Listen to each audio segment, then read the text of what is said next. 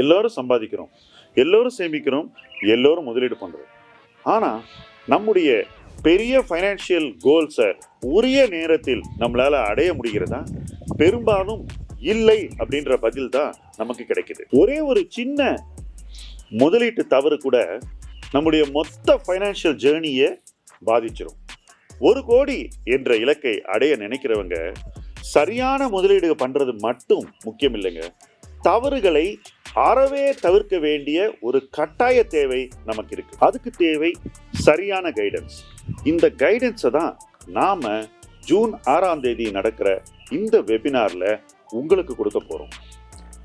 1 கோடி என்ற இலக்கை எப்படி அடையலாம், முதலீட்டு தவறுகளை எப்படி தவிர்க்கலாம், சரியான முடிவுகளை தொடர்ந்து எப்படி எடுக்கலாம், இதை பத்தி எல்லாம் நாம பேச போறோம். ரெஜிஸ்டர் பண்ணுங்க. வாங்க ஜூன் 6ஆம் தேதி பேசி இதை அடுத்த கட்டத்துக்கு கொண்டு போவோம். இலக்கு 1 கோடி, உங்களால் முடியும்.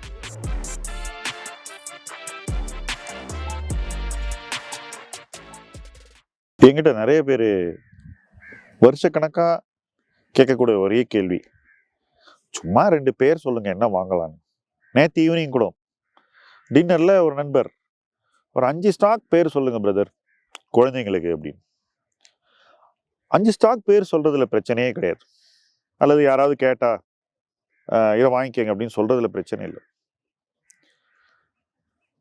அவங்களுக்கு அது எவ்வளவு பொருத்தமானது அப்படிங்கிறது தான் சிக்கல் வருது. இப்ப இன்னைக்கு டவுன் சைடு, அதாவது 100 ரூபாய் வாங்கின பொருள் 60 ரூபா வரக்கூடிய பொருள்னு வச்சுக்கோங்களேன். அதை நம்ம ஒருத்தருக்கு சொன்னா என்ன ஆகும்? அது 60 ரூபா வரும்போது அவங்க எப்படி இருப்பாங்க, அவங்க மனநிலை எப்படி இருக்கும்? அப்போ வழி இல்லாம ஒரு முதலீட்டு அனுபவத்தை தான் முக்காவாசி பேரால தாங்க முடியும்.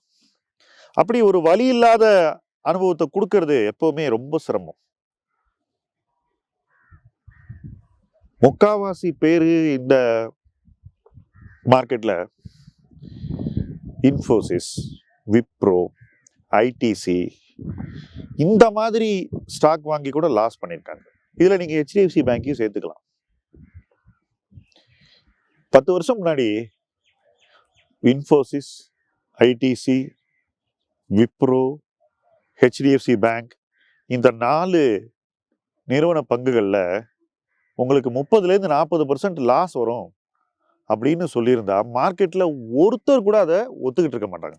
என்ன பேசுறீங்க சம்மந்தம் இல்லாம அப்படின்னு கேட்டிருப்பாங்க. பட் இன்னைக்கு அந்த மாதிரி நிறுவனத்திலேயே முதலீட்டாளர்களுக்கு இந்த மாதிரி ஒரு பங்கு விலை சரிவு வருகிறது.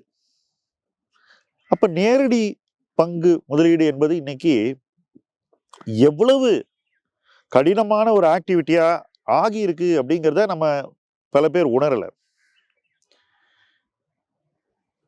இப்போ நான் சொன்ன சந்தையில் மிகவும் மதிக்கத்தக்க நிறுவனங்களை விட்டுருங்க, அதுலயே பெயினை தாங்க முடியலனாக்கா நீங்க வாட்டுக்கு போய் ஒரு சின்ன ஜுவல்லரி ஸ்டாக்கு, ஒரு சின்ன இன்ஜினியரிங் கம்பெனி, இஎம்எஸ்ன்னு ஒரு தீம் வருது, ஆஹா இப்படி ஒரு தீம் உலகத்துல கிடையாது அப்படின்னு சொல்லி பீக்ல போய் ஒரு கெய்ன்ஸ் மாதிரி ஒரு ஸ்டாக் வாங்குறீங்கன்னு வச்சுப்போம்.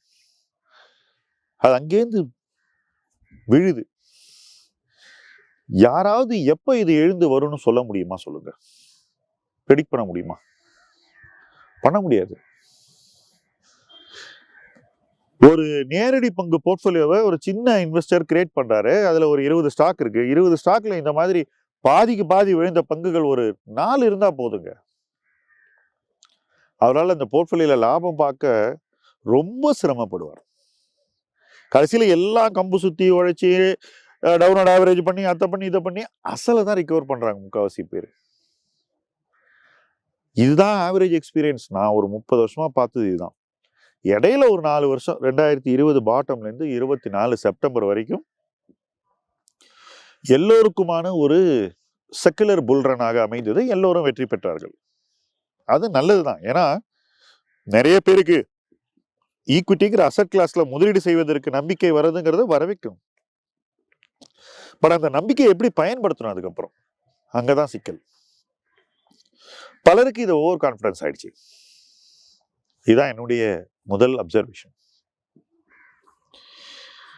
யார் எது சொன்னாலும் நான் கேட்க மாட்டேன். எனக்கு எல்லாம் தெரியும். எனக்கு தெரியும் ஷேர் மார்க்கெட்ல எப்படி பணம் பண்றதுன்னு. நீங்க பொத்திக்கிட்டு போங்க. இந்த மாதிரி எல்லாம் நிறைய பேர் வந்து சோசியல் மீடியாலேயே தங்களுடைய அந்த தனிப்பட்ட ஒரு முதிர்வின்மையை காட்டிக்கிட்டே இருக்காங்க. பட் மார்க்கெட் இந்த மாதிரி எல்லாம் நம்ம நடந்துக்கிட்டா நமக்கு தக்க பாடத்தை புகட்டிடுங்க. மார்க்கெட் மாதிரி ஒரு வாத்தியார் நீங்க பார்க்கவே முடியாது. விரும்பினவன் விரும்பாதவன் அதெல்லாம் ஒண்ணுமே கிடையாது. யாரெல்லாம் ரொம்ப ஆட்டம் போடுறாங்களோ எல்லாருக்கும் பாடம் எடுத்துரும்.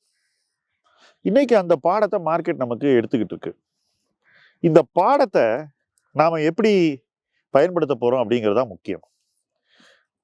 தவறுகளை ஏற்றுக்கொள்வது முதலீட்டாளனுடைய முதல் பொறுப்பு.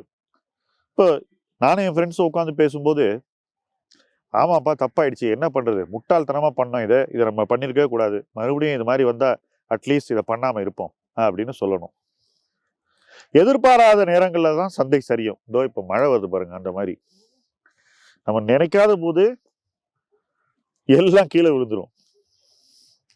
அதே போல நம்ம எதிர்பார்க்காத அளவு பணத்தையும் கொட்டும் இந்த மழை மாதிரி. இது எல்லாத்துக்கும் நாம தான் நம்மளை பக்குவப்படுத்திக்கிட்டு தொடர்ந்து நம்மளை இம்ப்ரூவ் பண்ணிக்கிட்டே இருக்கணும். இதை செய்யுங்க, இந்த பங்கை வாங்குங்க அப்படின்னு சொல்றது ரொம்ப ஈஸி. அதன் விளைவுகளை எத்தனை பேர் எப்படி அனுபவிக்க போறாங்கன்றத நாம பொறுப்பெடுத்துக்கிட்டு தான் அப்படி சொல்லணும். ஆனா ஒரு நபரால லட்சம் பேருக்கு பொறுப்பெடுத்துக்கவே முடியாதுங்க. அதனாலதான் பங்கு பரிந்துரை, தனிப்பங்கு சார்ந்த பேச்சுக்கள் எல்லாமே முக்காவாசி பேருக்கு வலியையும் நஷ்டத்தையும் கொடுக்குது. இதுல என்ன வேடிக்கைன்னா, நஷ்டப்படுறவன் எவனும் வந்து வீடியோல வந்து கமெண்ட் செக்ஷன்ல எனக்கு எல்லாம் போயிடுச்சின்னு சொல்ல மாட்டான். மற்றவங்க அவனை தப்பா எடுத்துக்குவாங்க, கேலி பண்ணுவாங்கன்ற பயத்துல நஷ்டப்பட்டவன் வந்து சொல்ல மாட்டான். இதுல முதல்ல கொஞ்சம் வாங்கி காசு பண்ணியிருப்பான் பாருங்க, அவன் தான் வந்து தொடர்ந்து தன்னை பற்றி பீற்றிக் கொண்டே இருப்பான். அதே போல இந்த தனி பங்கு டிப்ஸ் கொடுக்குறவங்கள ஏத்தி விட்டுக்கிட்டே இருப்பான். ஏன்னா அவனுக்கு ஏதோ ஒரு லாபம் கிடைச்சது இல்லையா, அதுக்கு அவன் வந்து நன்றி காட்டுற மாதிரி இருக்கும். இது எதுவுமே ஒரு முதலீட்டாளரை வளர்க்காது. நான் மார்க்கெட்டுக்கு வந்த முதல் நாள்ல இருந்து இதுல இருந்து தள்ளி நிக்கிறேன். நாலேஜ் ரிசீவரா இருந்த போதும் சரி, அதுக்கப்புறம் நாலேஜ் பிராக்டிஷனரா இருந்த போதும் சரி, என்னுடைய நாலேஜை வளர்த்துக்க கொள்ளக்கூடிய ஒரு காலகட்டத்தில் இருந்தாலும் சரி, இதுல இருந்து தள்ளி நிற்கணும் அப்படிங்கிறது என்னுடைய முழு நம்பிக்கை. ஸ்டாக் வாலட்டிலிட்டியை தனிநபர்கள் தாங்குவது ரொம்ப கடினம்ன்றதுக்கு இந்த ஆண்டும் சரி, வருகின்ற ஆண்டுகளும் சரி, நிச்சயமாக ஒரு பெரிய உதாரணமாக இருக்கும். எப்படி 20லேருந்து 24 வரைக்கும் எதை தொட்டாலும் வெற்றி கிடைச்சதோ, இப்போ 26லேருந்து வருகின்ற ஓரிரு ஆண்டுகளில் வெற்றி என்பது ரொம்பவும் சிரமப்பட்டு ஈட்டக்கூடிய ஒரு விஷயமாக இருக்க போகிறது. வெற்றி கிடைக்காதுன்னு சொல்ல, அதுக்கான உழைப்பு வேற லெவல்ல இருக்கணும். அப்போ அந்த மாதிரி சிச்சுவேஷன்ல இந்தா புடி அப்படின்னு சொல்லி டிப்ஸ் கொடுத்து யாரும் காசு சம்பாதிக்க போறது இல்லை. இதுக்கு முன்னாடி டிப்ஸ் கொடுத்தவங்களாம் என்ன பண்ணுவான், தோத்து போன டிப்ஸை பத்தி பேசவே மாட்டான், ஜெயிச்ச 1-2 கம்பெனியை பத்தி டெய்லி பேசிக்கிட்டே இருப்பான். இது மனித இயல்பு. இது இன்னைக்கு நேற்றுக்கு இல்லை, நான் மார்க்கெட்டுக்கு வந்த நாள்ல இருந்து இதை பார்த்துக்கிட்டே இருக்கேன். நான் உங்ககிட்ட சொன்னேன் அப்படின்னு பெருமையா சொல்லுவான். ஒரு கம்பெனியை பத்தி இவன் 10 கம்பெனி சொல்லியிருப்பான், 9 அவுட் ஆயிருக்கும், 10வது கம்பெனியை பிடிச்சிட்டு தொங்குவான். பட் இன்வெஸ்டர் இந்த கேட்டு வாங்குறவங்களுடைய அதிர்ஷ்டம் பாருங்க, அந்த 1 தான் வாங்கியிருக்க மாட்டான், பாக்கி 9ஐயும் வாங்கியிருப்பான். ஸோ இதுதான் வந்து இந்த டிப்ஸ் கலாச்சாரத்தில் இருக்கக்கூடிய ஒரு கேடு. இதனாலதான் வந்து தனிப்பங்கு பரிந்துரைகள் ஒருவருக்கு வாழ்க்கையில் ஃபைனான்சியல் ஃப்ரீடமை எளிதில் கொடுக்க போவதில்லை. அதை நோக்கி பயணிக்கும் போது கூட 1 ஸ்டெப் ஃபார்வர்ட் 2 ஸ்டெப்ஸ் பேக்வர்டுன்ற எக்ஸ்பீரியன்ஸ் தான் முக்கால்வாசி பேருக்கு இருக்க போகிறது. யாருமே வந்து இந்த விஷயத்தை வந்து அளவிட்டு பார்க்கறது இல்லை. ஆக்சுவலாக என்ன ரிட்டர்ன் வந்திருக்குன்னு பார்க்கறதே இல்லை. இப்போ இருக்கிற போர்ட்ஃபோலியோ என்ன ரிட்டர்ன் தான் எல்லாரும் பார்க்குறாங்க. ஆரம்பிச்ச நாள்லேருந்து இன்னி வரைக்கும் எவ்வளோ காசு போட்டீங்க, அதுக்கு என்ன எக்ஸ்ஏஆர் வந்ததுன்னு ப்ரொஃபஷனல்ஸ் மட்டும்தான் மெஷர் பண்ணி சொல்கிறோம். தனி முதலீட்டாளர்கள், தாமே முதலீடு செய்பவர்கள் அளவிடுவதில்லை. அளவிட்டால் இந்த தனிப்பங்கு சார்ந்த டிப்ஸ் கலாச்சாரத்தை தவிர்ப்பார்கள். அதை விரட்டி விரட்டி என்ன கிடைக்கப் போகிறது என்ற கேள்வி அவர்கள் மனதில் வரும். அது அவர்களுக்குள் ஒரு புதிய மாற்றத்தை கொண்டு வரும். நிச்சயமாக அங்கிருந்து அவங்க இன்னும் செக்யூரா சேஃபாக எப்படி இன்வெஸ்ட் பண்ணுறதுங்கிற ஒரு ஜேர்னியை தேடி போவார்கள். அந்த ஜேர்னியில் இணைந்து பயணிப்போம். முதலீட்டு களம் உங்கள் களம். நன்றி.